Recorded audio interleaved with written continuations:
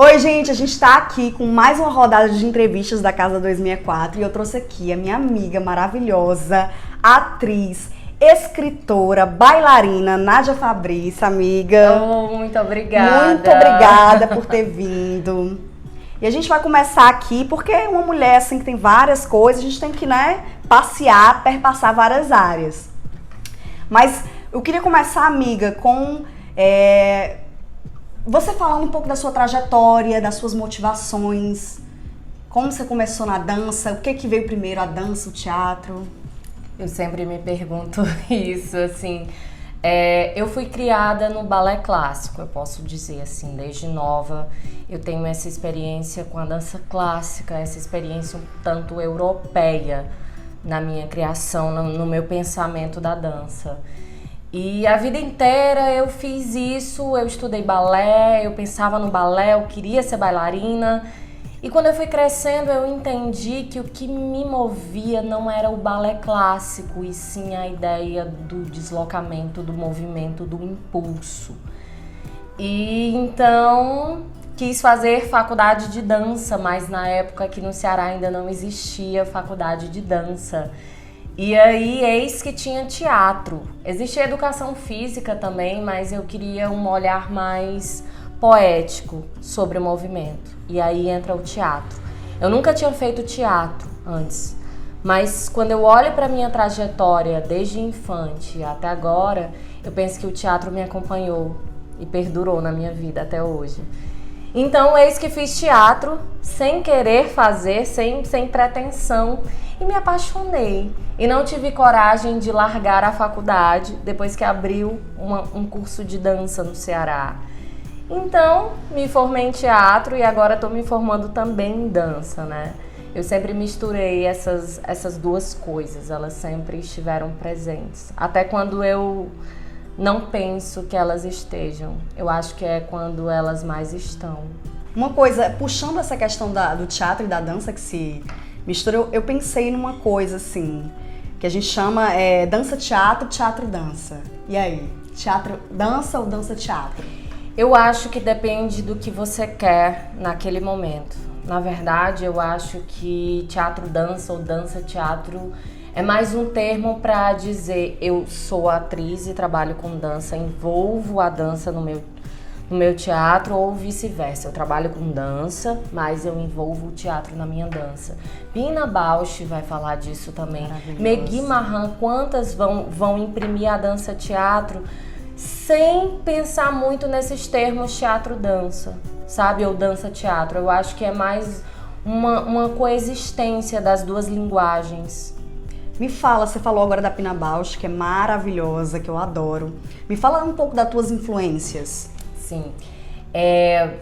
Na dança, eu confesso que eu fui movida a vida inteira pelas clássicas, pelas grandes bailarinas. Então, assim, Sylvie Guillen, são várias outras, Pavlova, Ana Pavlova, desculpa, editor, meu celular. Sara, tu desliga. Sempre eu tive essa influência no início europeia da dança clássica, então não posso deixar de mencionar aqui Pavlova, Zakharova, todas as Sylvie Guillen, que é uma figura importantíssima na dança, que sai da dança clássica, que desconstrói toda a história da dança clássica para dançar o que ela chama de a sua dança, né? E no geral, sim, todas essas pessoas que foram influentes nos anos 80 e que até hoje a gente está gigantemente estudando e confrontando, como a própria Megui Marran. Agora eu vou repetir a Megui Marran porque tem uma influência diretamente com o Beckett. Aí a gente já faz um pouquinho da minha influência teatro aí. Megui Marran foi a única bailarina a qual Samuel Beckett, que é um pós-guerra, enfim, que eu costumo dizer que ele é o dono dos meus desesperos, dos meus anseios. Ela foi a única bailarina a qual o Beckett deixou que fizesse uma obra dele. Então, ela é a única bailarina no mundo autorizada a dançar os textos de Beckett, né? E aí todas essas, Isadora Duncan, como sempre vai estar junto, Martha Graham, também. Todas essas mulheres dos anos 80 pra cá que vêm brigando pra poder dançar. Que lindo, amiga.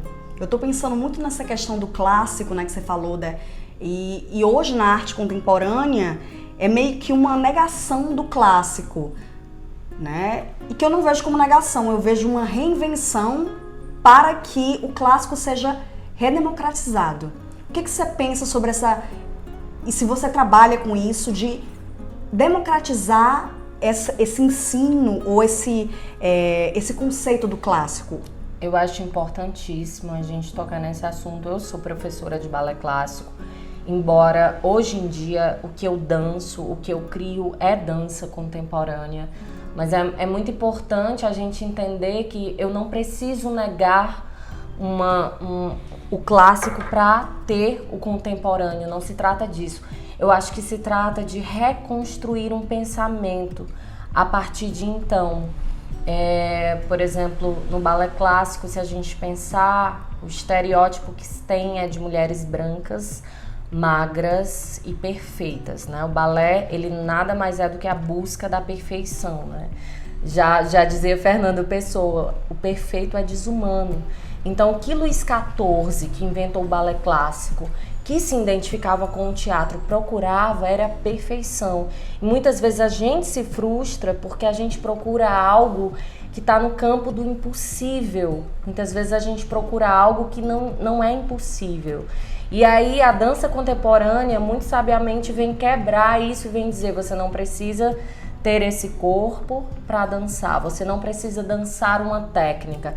A técnica está aqui e você pode usá-la, mas você não precisa fazer dela o centro das suas projeções, das suas criações. Assim é o teatro também, a gente muitas vezes nega Shakespeare. Ai, que preguiça, a gente muitas vezes nega esses clássicos. Negar Shakespeare é pecado! Mas isso é o que acontece, a gente muitas vezes nega grandes clássicos, nega do teatro porque a gente quer destruir a narrativa. Ai, eu não preciso contar uma história. Ai, meu Deus, o teatro não é algo que se conta uma história.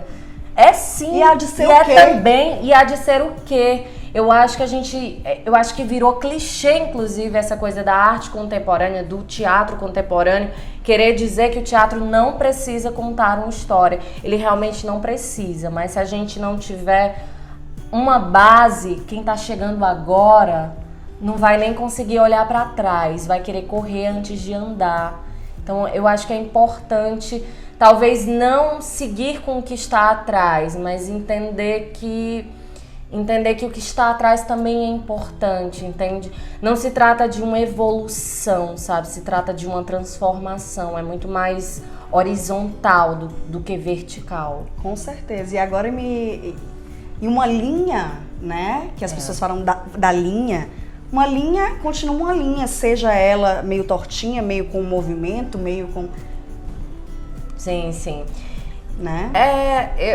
Eu gosto de pensar hoje em raízes, em amálgamas, em nós. Eu acho que o tempo na arte, o tempo na escrita artística, o tempo no teatro, na dança, ele é vários, ele é muito, ele é bastante, ele é efêmero, mas ele também pode ser muito lento. Então, são vários tempos, não dá pra gente encaixar, pensar tempo e espaço como reduzir a um só.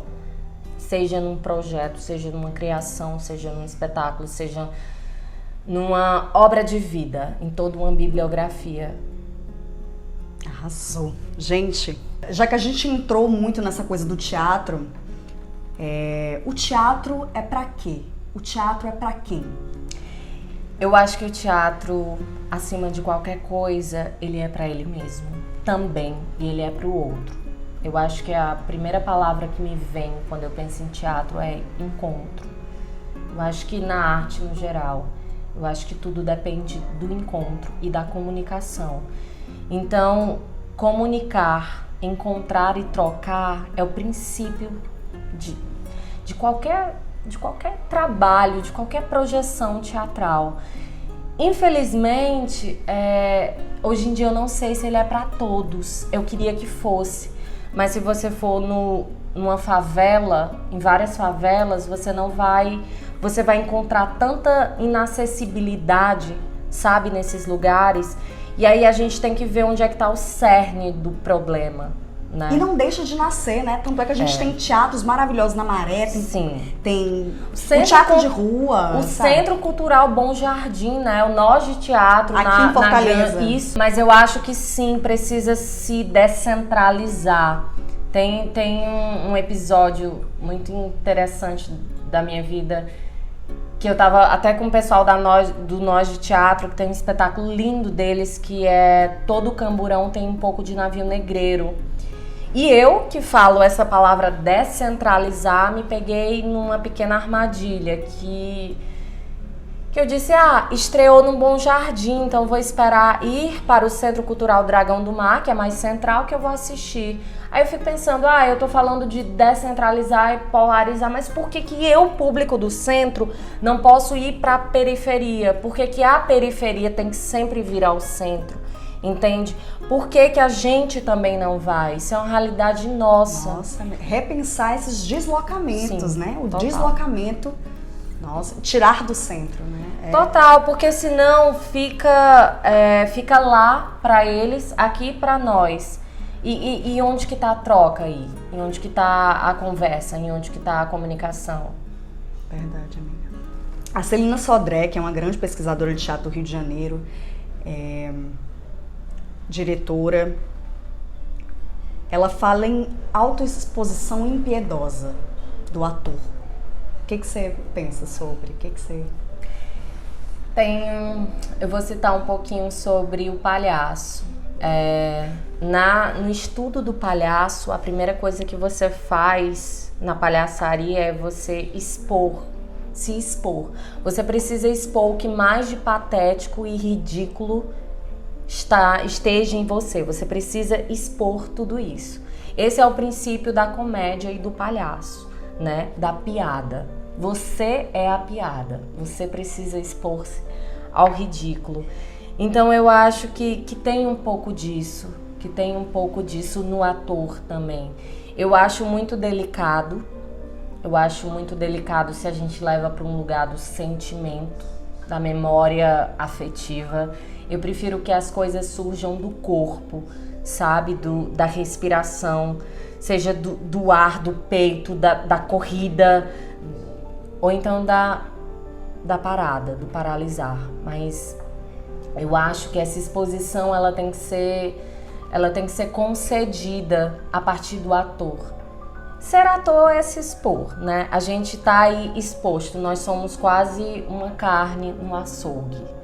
Seja falando politicamente, falando mentalmente, emocionalmente, financeiramente. Nós somos a carne e eles são o açougue, muitas vezes.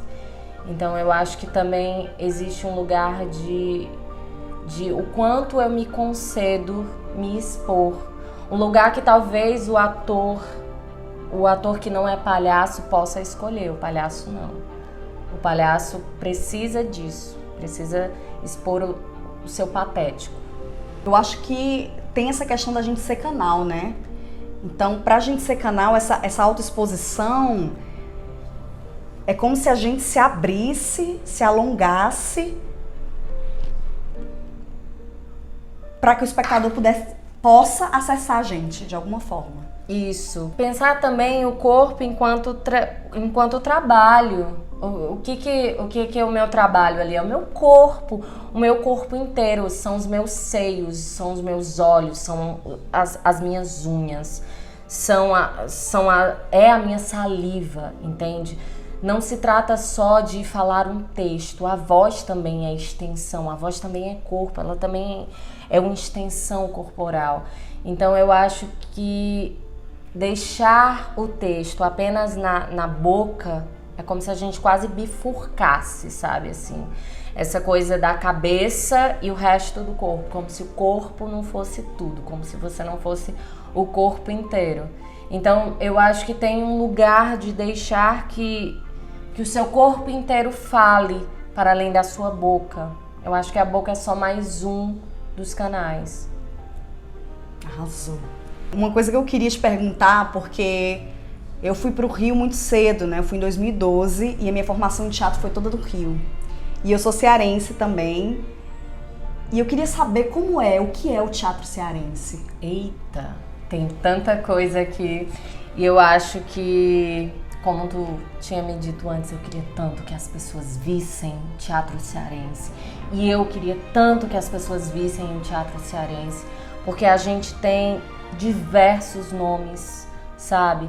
Nomes que estão aí há 20 anos, há 30 anos, há 40 anos, sabe?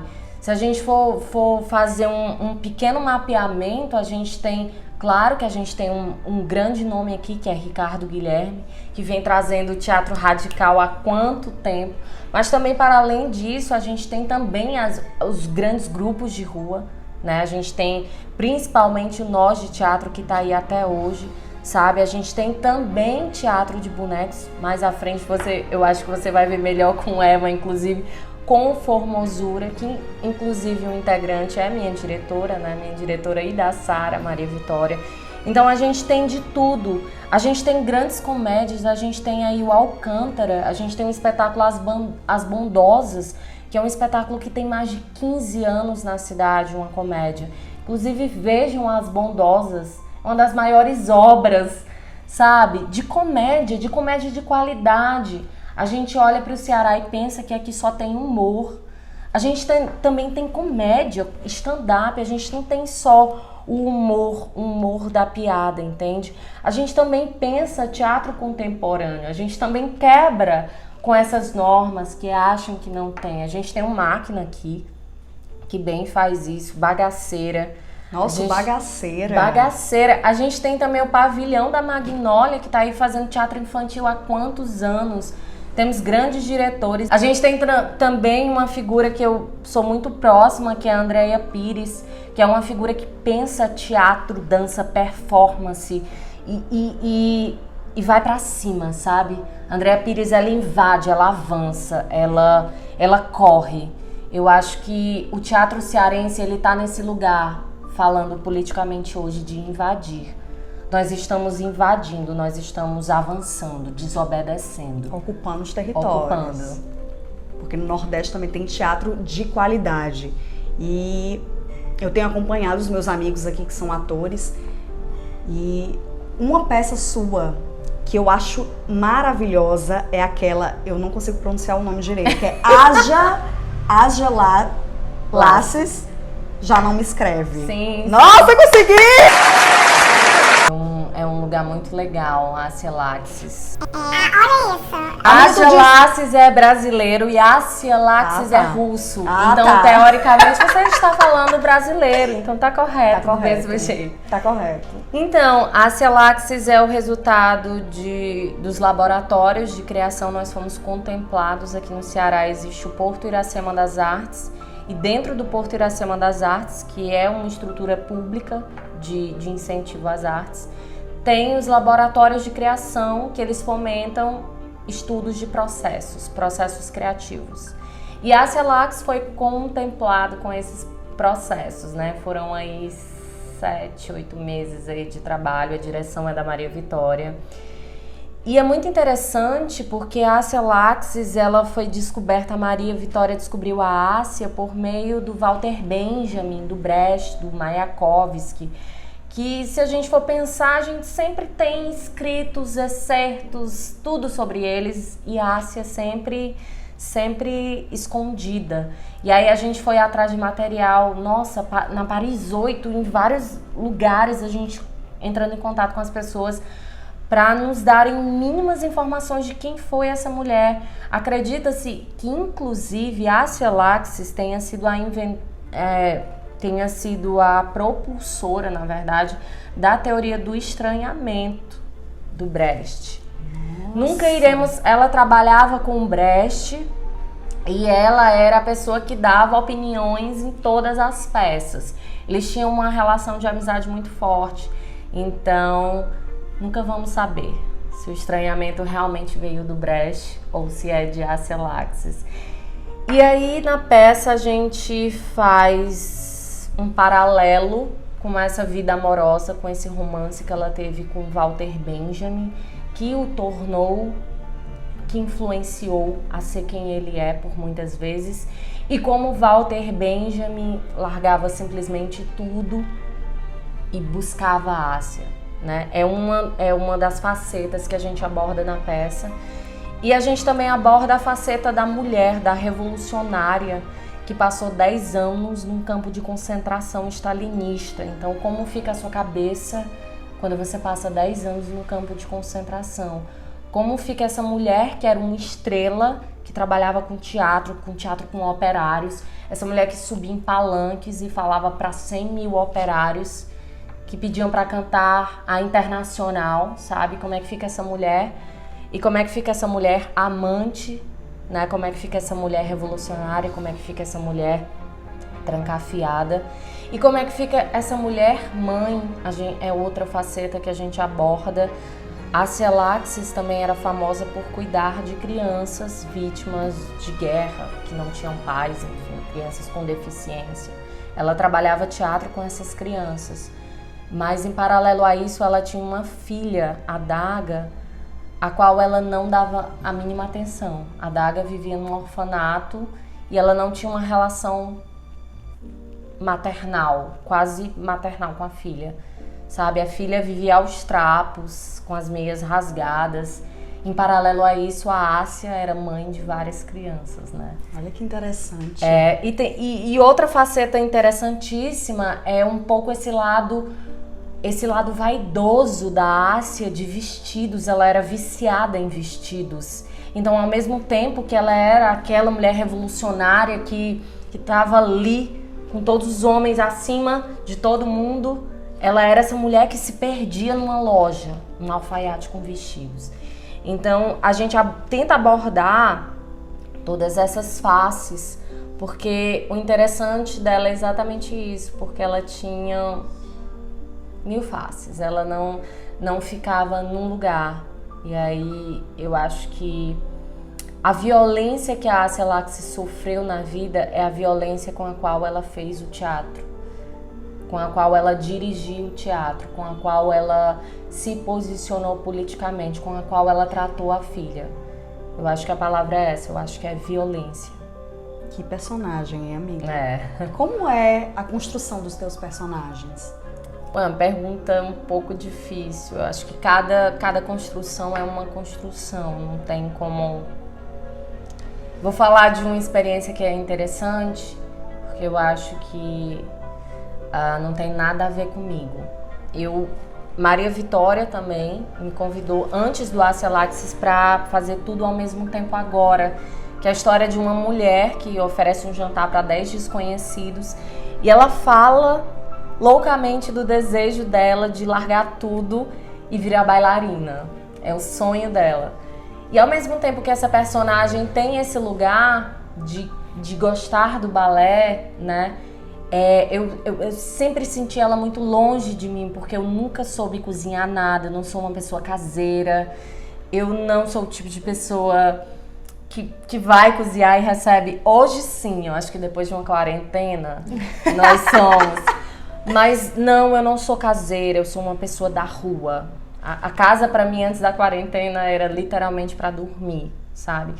E então eu tive que me aproximar de alguma forma, tipo, cortar a cebola. Cortar a cebola era diferente. Eu cortava pedaços gigantescos enquanto as meninas cortavam pedaços minúsculos. E aí eu fiquei, meu Deus, como eu vou entrar nessa personagem? Até porque ela era doce e ela era eufórica ao mesmo tempo. Então ela me dava a oportunidade de brincar, de brincar com a voz, de brincar com o corpo. E foi então que eu disse, olha, eu vou me trancar no meu quarto, vou pegar toda a trilha sonora, a gente tem uma trilha sonora, né? E vou dançar essa trilha sonora. Quer dizer, não vou nem dançar, vou só ficar no meu quarto, botar essa trilha. E aí escutei a trilha sonora inteira, por várias vezes, a tarde inteira. Dancei, falei, olhei, fiquei irritada. E tentei me mover, como que se move, como que caminha essa mulher, como que ela respira, quais são os registros vocais, como que ela escuta, quais são os pequenos trejeitos, como que é. E aí eu acho que a música me ajudou muito, né? Eu acho que isso vale para todos os meus personagens. A trilha me ajuda muito, mesmo que não seja a trilha da peça, mas eu sempre recorro um pouco à música minimalista, sabe? Eu acho que a trilha me ajuda. Acho que tem esse registro do seu corpo, bailarino, né? Tem muito. Acho que tem isso. E que elenco, hein, essa peça? Só mulheres maravilhosas. Nádia, Sara Sintic, a Jéssica Teixeira e a Maria Vitória. Gente, o que é isso? É um escândalo de elenco. Eu quero... Uma pergunta que eu queria muito te fazer... Essa polêmica, um momento polêmico, editor. Vamos lá. Tem muito ator que não gosta de ensaiar, né? Uhum. Que o ensaio, eu não gosto de ensaiar. E tem ator que não gosta de estreia. E aí, amiga? Estreia ou ensaio?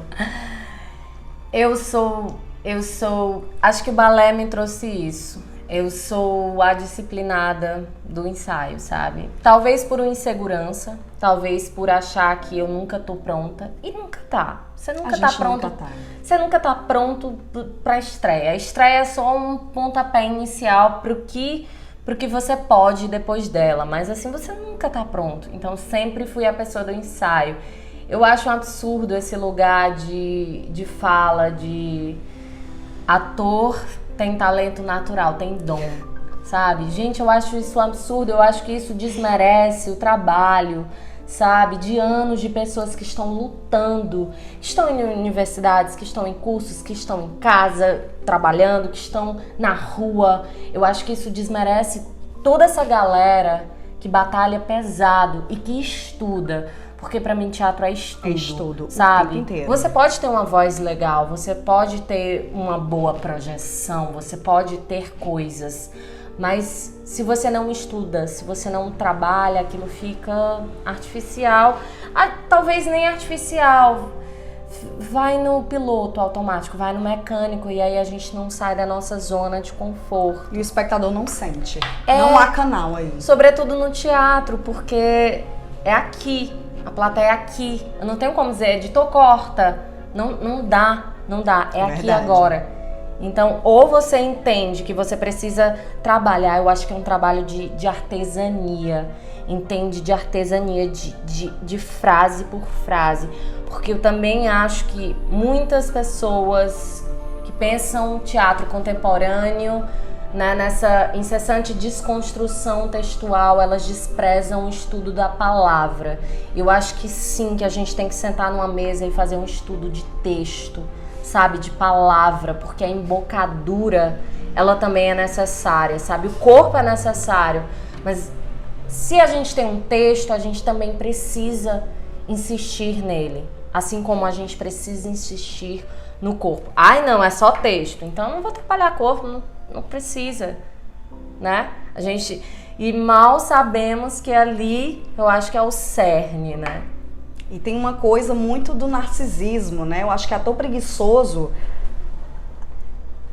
a atuação, ela é uma base de um estudo, como você falou. A gente trabalha muito, a gente dá muito duro e não é algo que se faz de improviso. As pessoas pensam, deve ser muito divertido trabalhar com teatro. É divertido sempre você fazer o que você ama e tudo você pode ressignificar. Mas o trabalho, né, é um trabalho árduo. São mais de 8 horas de ensaio que as pessoas fazem. Então, assim, eu vejo muito essa coisa da desvalorização de achar que é um divertimento. O teatro é né, porque a pessoa tá ali, ela vê o agora e ela não considera a atuação, a dança um trabalho. É sempre meio que entrelaçando com o entretenimento. O que você acha? Eu acho que a gente pode, sim, pensar isso, mas que a gente não pode só pensar isso. Eu acho que sim, a gente tem que pensar o que você quer. Se você quer fugir um pouco da realidade, quer se entreter, você pode, é um entretenimento, vai te tirar dos pensamentos ruins. Isso é função de muitas coisas, mas não é só isso, sabe? Porque se for só isso, vai estar no campo do mercadológico, que a gente tem todo um gigantesco mar mercadológico que é funcional. É muito legal quando é funcional, porque você vai lá, funciona, massa. Agora, o que transcende? O que transcende a isso? Como é que eu transcendo? Como é que eu faço a pessoa que tá ali, como é que eu faço ela ficar com ódio? Ah, eu tô com ódio, sabe? Eu já tive espetáculos onde eu quis sair de ódio, mas depois eu parei pra refletir o quanto que aquele espetáculo era bom pra me deixar daquele jeito, entende? Então eu acho que a gente tem sim um pouco a missão de inquietar. Eu acho que viver como fazer arte é muito mais uma pergunta do que uma resposta. E eu acho que essas perguntas, esses questionamentos têm que estar no teatro, sim. A gente está num lugar de comunicação em massa. A gente tem que ter uma responsabilidade gigantesca. Da mesma forma que um padre que gere milhões de pessoas, que está à frente de milhões de pessoas, da mesma forma que um político, entende? A gente está num lugar onde a gente vai comunicar para milhões de pessoas. Então, assim, como é que eu faço uma pessoa sair de casa, tomar banho, gastar dinheiro, né? Pegou o Uber, o táxi, comprou o ingresso e o que eu ofereço para essa pessoa, né? O que eu ofereço? Por que ela paga ingresso para mim, né? Então eu tenho que dar motivo. Infelizmente a gente tem muitos não motivos para não dar para as pessoas. Mas em contraponto nós temos sim muitos motivos para que elas se desloquem, atravessem a cidade, peguem o seu ônibus, se arrumem e vá ao teatro, entende? Eu acho que esse lugar do ator, de desvalorização do teatro, ele parte muito de um princípio, sabe? Eu acho que esse problema muito vem da educação, é estrutural, vem desde criancinha. Como que é a minha educação? Será que o teatro ele foi colocado para mim desde criança? Quais são as minhas referências? Será que eu tive isso na minha educação? Então eu acho que da mesma forma que alguns outros âmbitos, eu acho que precisa estar presente antes, para que não chegue mais à frente, a pessoa diga, eu nunca fui ao teatro porque eu não gosto, porque ninguém nunca... não me interessa. Mas como é que você sabe se você nunca se permitiu? Mas eu não tenho dinheiro, eu sou da favela, teatro é coisa de rico, entende? Então, a gente entende que isso é um problema também muito gigantesco do país, estrutural. É sempre um círculo, não dá. É sempre um círculo. Momento pensamento. Uma coisa que eu queria falar, amiga, também, é sobre o seu livro, né? Que você vai lançar. Exatamente. Né? E Prelúdio para os Olhos. Prelúdio para os Olhos, que se passa nada mais, nada menos em algumas partes. Algumas partes em Niterói, nossa cidade maravilhosa da Casa 2004. E eu queria, amiga, saber como é que foi esse processo de escrita, como você entrou na escrita? É muito estranho estar falando disso agora, na verdade. Essa é a primeira vez que eu vou falar. Eu escrevo esse livro há 7 anos, há pouco mais de 7 anos. E ele surgiu de um conto. Eu lembro que eu estava na faculdade de teatro e eu fazia uma disciplina de interpretação para cinema. E aí eu assisti um filme que se passava em Nice, na França, onde um soldado que morava em Nice, ele se correspondia com uma senhora idosa aqui de Fortaleza. Então o filme é um curta que fala do mar de Nice e de Fortaleza e da comunicação dessa senhora com esse soldado. A gente nunca vê eles dois, são só cartas e as imagens do mar de Nice, do mar de Fortaleza. E aí eu me encantei, eu tive um arrebatamento, eu tive um arroubo, um alumbramento, sabe? Naquele momento eu precisava falar daquele mar. queria conhecer aquele mar, precisava nadar naquele mar, sabe? Eu precisava entender o que era aquilo. E aí, despretensiosamente, eu escrevi um conto de 4 páginas de um professor parisiense que vai para Nice, para um colégio bastante elitista, um colégio interno. E lá ele conhece uma aluna milionária e cega, está no último ano, que se chama Marie. Esse professor Bernard, ele começa a ver o mundo de outras óticas, sobre outras óticas, a partir do momento que ele tem contato com a Marie, que não é nenhuma coitada por ser cega, pelo contrário, é uma grande milionária, filha de um magnata. E ele começa a se perder em contradições, porque ele começa a ver que ele se interessa mais do que deveria por essa estudante. E aí ficaria só isso o conto. Até que minha irmã, eu nunca vou esquecer isso, a minha irmã chegou dizendo que no hospital, que eu não posso citar nomes, existe um processo gigantesco contra o hospital porque cegaram uma paciente e houve negligência. Então eu arranjei um motivo para que a minha personagem tivesse se cegado. E aí eu comecei a ver as pessoas nas ruas, os carros passando, os olhares, os pequenos trejeitos e tudo me parecia livro. Tudo era palavra naquele momento. E tudo que eu via, eu escrevia, era uma verborragia. Não importava se ia ficar ou se... Eu só jogava e aí eu apagava, organizava. E quando eu fui ver, eu tinha um capítulo. E aí mas eu não sou escritora, eu sou atriz. Até hoje eu tenho esse problema. Mas as palavras elas foram tomando cores, corpos, os personagens foram surgindo. E aí Prelúdio para os Olhos surge, né? Prelúdio para os Olhos fala da cegueira, fala de amor, tensiona relações de poder em instituições educacionais, tensiona relações de poder no geral e fala sobre como a nossa visão ela pode ser uma descoberta, mas ela também pode ser uma armadilha, ela também pode nos cegar em muitas situações. O excesso da visão ele também pode atrapalhar. Então é um pouquinho um jogo sobre isso, mas no geral é um livro que fala de amor. É uma história simples sobre amor. Ai, tô doida pra ler. A gente ainda não pode divulgar essas coisas de quando vai ser lançado e tudo, mas fiquem acompanhando a Ano que vem tem lançamento. Vai ser tudo de bom, a gente vai fazer alguma coisa aí na casa 2004, mas eu vou pra essa parte da entrevista que eu quero imitar a Maria Gabriela, tá? Com todo respeito. Um beijo pra você, te admiro. E aí aquele bate e volta, que eu te digo uma coisa e você fala uma outra. Vamos, isso. Vai. Dramaturgia.